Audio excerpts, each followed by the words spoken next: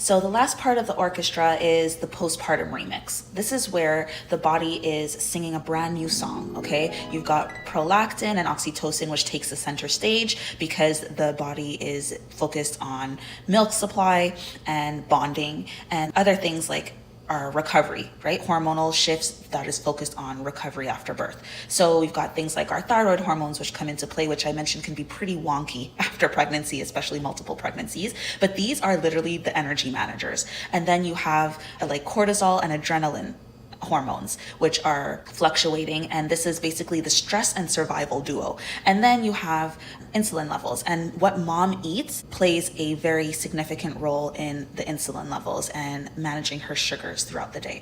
So as you can see, the body is now adjusting to like a whole new group of hormones that needs to try to stabilize, and so quite demanding. Once these hormones stabilize, that's when moms start to feel more like themselves and feel like they're ready to bounce back. But this can take months and months. It could take over a year for some. It could take up to 2 years for many. And so it really depends on the experience of the pregnancy. It depends on person to person.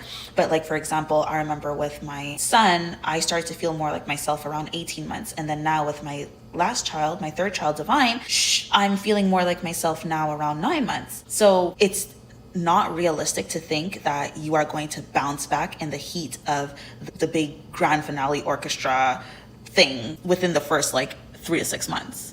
You know, that's not a realistic frame of mind.